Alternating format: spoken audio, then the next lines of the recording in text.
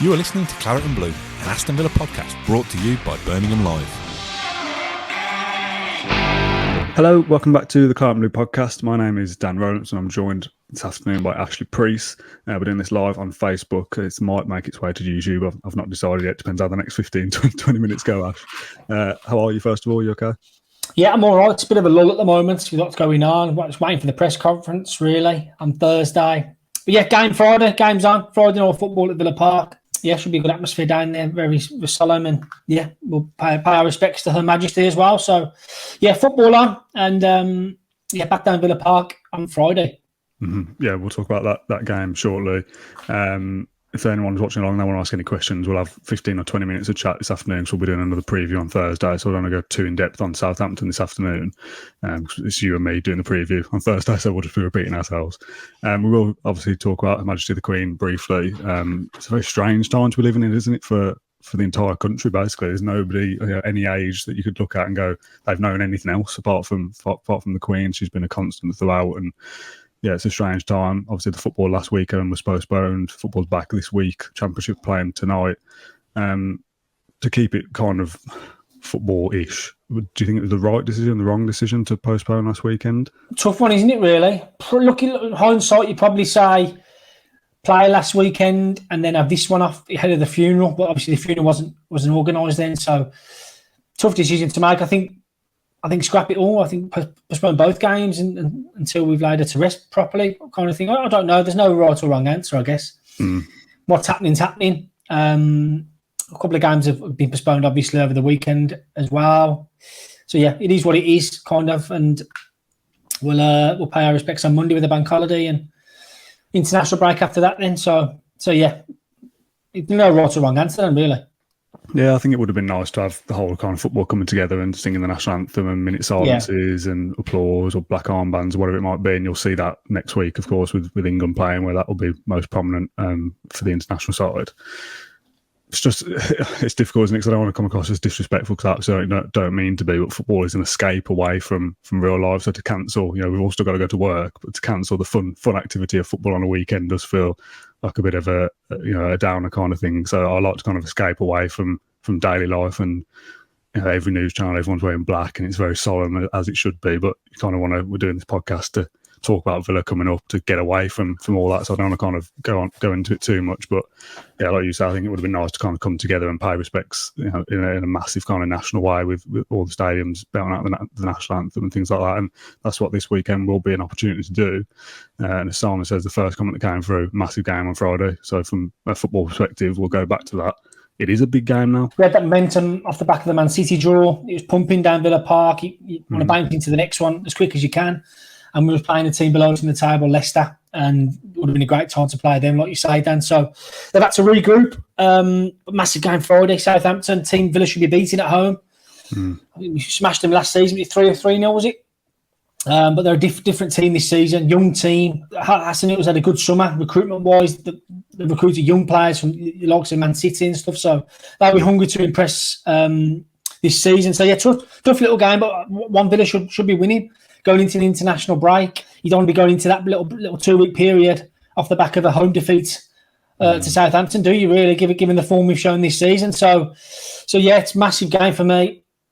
Is a point good enough? I think a point is not really, is it? Really, you don't be having a point at home, given Villa's position in the table at the moment. So big game this one. If you win, it's all looking decent again, isn't it? Really. You're winning 2 out of your 3 home games this season so far, and then you've got 2 away games to come then with Leeds and Brentford, Leeds and Forest. After that, it'll be tough places to go. So yeah, you want to bounce into the international week off the back of a solid home win, and hopefully they can do that on Friday. Yeah, massive win. I agree with that comment. Huge fixture on Friday. Yeah, it's a strange kind of back end of 2022 now, because you can kind of isolate different periods of the season and think, well, we've got a 13-day gap since Manchester City. We'll have a 16-day gap between Southampton and Leeds. Leeds won't have played, I think they played September 3rd, so they don't play for a month, which is a strange time. Are they going to be kind of really super prepared and up for that game, or will they be a little bit lethargical or lacking match sharpness by not playing for a month? I kind of look at Leeds as I have done since they got promoted. I think they'll either be brilliant or terrible. So, what's going to turn up there? And then you've got this period of football that's going to be really jammed in up until the World Cup break. And then it's another 6 weeks off, where we'll then go another time to kind of reset to coin a Gerrard phrase. So it's a real strange end to the back end of this year now, that we kind of feel like we play a game, have a massive break, and then all of a sudden we'll play like 8 games in 3 weeks or whatever, and it'll all come out of nowhere. There'll be a cup game in there somewhere as well. So yes, it feels like a bit of a strange time, and you wonder how Gerrard and the coaching staff at Bodymoor Heath will have handled the last kind of 10 days or so since Man City. The momentum was with Villa off the back of that draw, wasn't it, really? Yeah, exactly. That performance surprised everyone, given what we've seen previously. So good chance to reset maybe, to take stock, because obviously the form wasn't good going into that one. So Gerrard's had more time to work with the players and analyse where they've gone wrong this season. And I quite like Gerrard's reaction after the draw. He said, maybe I need to change now. Maybe I need to be a bit more pragmatic. So hopefully it gives him time to take stock as well, which I quite liked, the humility side he's shown, because he's not perfect either. So that's, I thought that was very good from the manager. So yeah, interesting to hear from Gerrard on Thursday, see how he's managed this little period and what he'll do in the international break.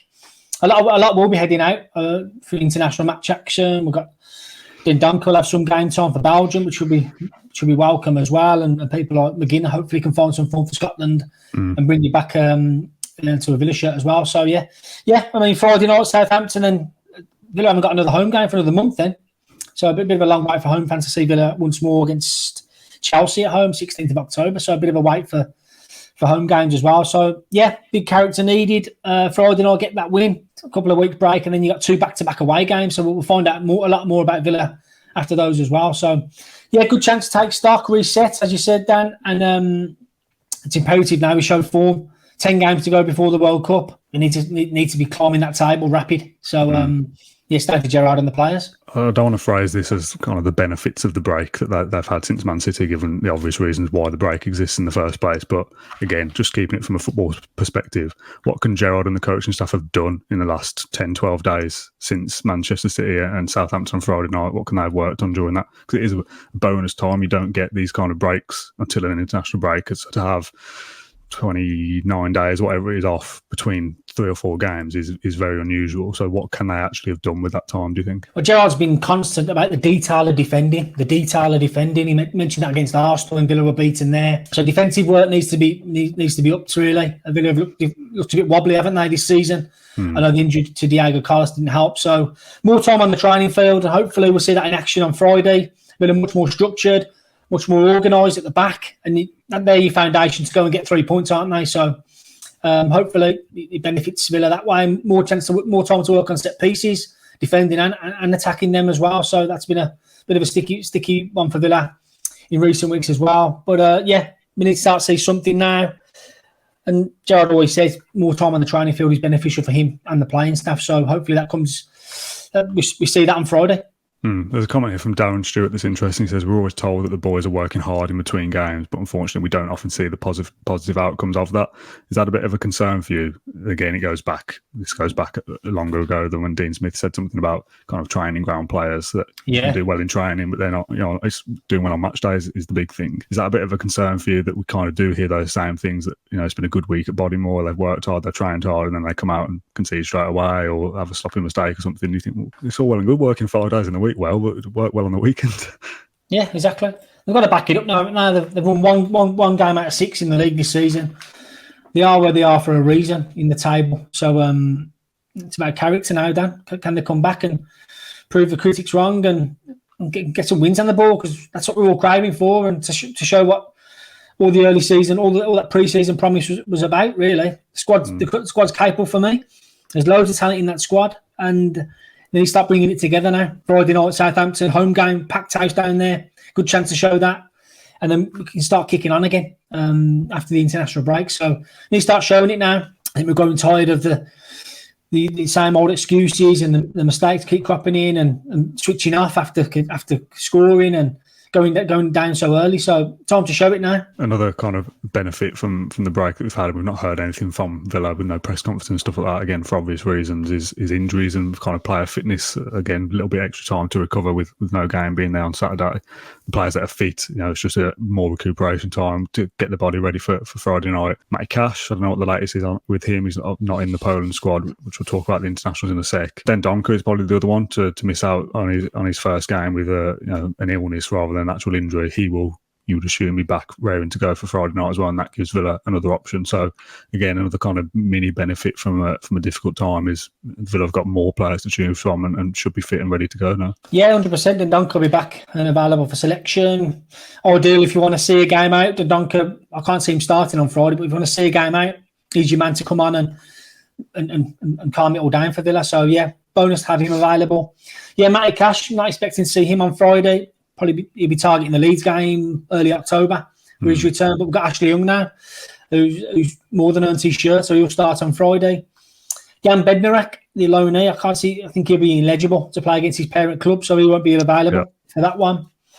And that's it really, as you were. So Ashley Young coming up right back, and we've got Dendoncker fit and available for to give Gerard more ideas in that midfield department as well. So we'll see. Just on the international lads, we'll talk about the England ones in a sec. We'll just mention Cash missing Poland, Bednarek in. McGinn's been added to Scotland squad today, which is, as you'd expect. I think they've got 3 games coming up. No Douglas Luiz and Coutinho from Brazil. Martinez is in with Argentina, but no Buendia. Kamara and Dean, I don't think the France squad's been announced yet, but you assume they're shoo-ins. Certainly Dean is at least, and Kamara was in the last squad, so they should both be in there. And Dendoncker with Belgium. I don't think I've missed anyone off there. Forgive me if I have. But when I wrote all those down in my notes to the side there, I thought, it's frustrating that we're doing so poorly this season because we've got a squad of internationals there for good sides as well. Brazil, Argentina, France, Belgium, England. Why aren't we able to translate these good players into something that fits into a coherent system? That's what frustrates me. Have you got the answer to that, Ash? Especially when John McGinn looks like Maradona when he plays for Scotland as well. As a number 10. Free scoring number 10 for Scotland, McGinn. But hopefully that he likes his Scotland camp, McGinn does, back home. And he's a fan favourite up there. So I think he needs that little boost to feel loved again and find some form. That's important for me from the international break. Scotland have got 3 games as well, Dan. 3 games. 2 against Ukraine, and the other one against Ireland as well, Republic of Ireland. So we come against O'Connor Hurahan. Elsewhere, 2 Swedes involved, Olsen and Augustinsson. Augustinsson needs some minutes as well. So he's got Serbia and Slovenia, so he needs some match action just in case Luka Dean pulls up with an injury. Good chance for Bednarek as well for minutes with Poland. I don't know whether he does play for them. I assume he does. Yes, he does. Massive guess for me. But again, not played for Southampton. Joined Villa, didn't play. Obviously missed the Leicester game because it was postponed. Won't play against Southampton because it's his parent club. So the international break for him is a bit of a training camp. Go there and play a couple of games with Poland and come back to Villa. He's beneficial, for sure. Leon Bailey is against Argentina later this month. So he'll be hopefully bagging against Martinez, he'll be hoping for. And 2 lads as well, Cameron Archer. Hopefully he's involved with the 21s. He scored last time he was involved with them. Him and Jacob Ramsey probably heading with the 21s. Squad announcement on Thursday for them pair. And Cameron Archer needs minutes, doesn't he, Dan? Really does. Do feel sorry for him at the moment. Just not getting a look in. So hopefully he has a nice camp with England and score some goals and come bouncing into the final run of games before the World Cup. So and the international break could be beneficial to some more than others, and hopefully they come back fit and firing and full of confidence, ready to push Villa up the table, because that's what we need. Yeah, we often talk about an international break and whether it's a good time or a bad time for their respective clubs to have it, and from a minutes perspective, it's a good time to be going out there and playing some games for a lot of these players. And I think, the perfect cherry on the cake is you beat Southampton and you beat Leeds either side of the international break, and you go, well, that was a perfect little window for Aston Villa to get 6 points either side of it, 3 points either side of it, sorry. Just touching on the England ones, so I know that Jake Bayliss is doing a written piece on this later today or tomorrow, so just to kind of branch into that conversation as well. Tyrone Mings, Ollie Watkins, Jacob Ramsey, Danny Ings, Ashley Young. I've said those there in order of at least likely to get into the squad. Imagine a late call up for Ashley Young back into the England squad. I'd love to see it. That'd be something. Most likely, Mings and Watkins. I don't think any of the Villa players will be in this England squad for this upcoming break, to be honest. Possibly Mings, but I doubt it. Yeah. It's now up to them, I think, it's the three, isn't it? Ramsey, Watkins, and Mings. Ings isn't going to get called up, and obviously neither is Ashley Young. That would probably be a disaster for England, to be honest. Especially how stopped we are with defenders. Yeah, it's those three: Ramsey, Watkins, and Mings are the main three. But now they should be pushing for the Qatar selection now, not this upcoming break. Obviously, if they are in there, that's a massive bonus for them. But Villa not starting great isn't good for them personally either for their international ambitions. Tyrone Mings is 29, I think. He'll be 33 the next time the next World Cup comes round. Still possible to make it, but obviously the further along you go, the less likely it is. So now they've got a chance to impress Southgate in this next, what is it, did you say it's 10 games before Qatar? Do you think any of those can get into the England squad? That's the carrot for them now, and hopefully that's beneficial for Villa as well. A lot of players. Coutinho, we haven't mentioned, he needs to get in that Brazil squad as well. First time he's been left out of Brazil for 11 months, so big time for Coutinho as well. In terms of England, I've quite liked Tyrone Mings' form so far. I think he's done well for Villa. I really do. Yeah, he's one of Villa's most consistent performers so far. Mm-hmm. But like you said, that's not saying much for a side who've won one game from 6, is it really? So, yeah, Watkins as well. I've been impressed with him, especially last time out against Man City. Watkins has was brilliant that night as well. Yeah. So, yeah, it's down to them. Big carrot for them. They've got to kick on now. It's now or never for the likes of Mings to get in a World Cup squad, I believe. And hopefully he shows that form and continues the way he's going at Villa to force his way into Southgate's squad. I think Southgate will make a preliminary squad end of October. So it's a crucial time for a lot of players now. Emi Buendia, can he get into Argentina's mix? He's been missed out a few times as well. So it's, real critical stage for some Villa players on the cusp of international squads and selections. So we hear from it all the time, don't we? Watkins in interview, desperate to make the World Cup squad. I think it's time to focus now, hone in, tunnel vision as it were, and desperate to make the squad. So, and hopefully that benefits Villa. They start showing their form at club level to force the manager's hand at international level. So hopefully it works out beneficial for Villa. Yeah, I've said a few times, Matt always says about, you don't want your best players going off to England because they end up going off to a northwest powerhouse in Liverpool, Man City or Man United or whatever. But if you're doing well as a club side, your club players play for their international side. That's just the way it goes. And you want your players to be in those squads because it means they're the best of that country's pick, which means they're good players for you at a club level. I think there's times gone by you'd be looking at a Ramsey or a Watkins or a Mings or whoever and going, they've been unlucky not to get into this squad. This one coming up now, I'll be going, they're lucky to be in that squad. Yeah. You don't look at any sides and go, they've won one game and 6. They should be in the England squad because they're obviously struggling for form at the moment. So, I'll be surprised if any of them do get in there. But it's the World Cup one. It's those 10 games now coming up to do something.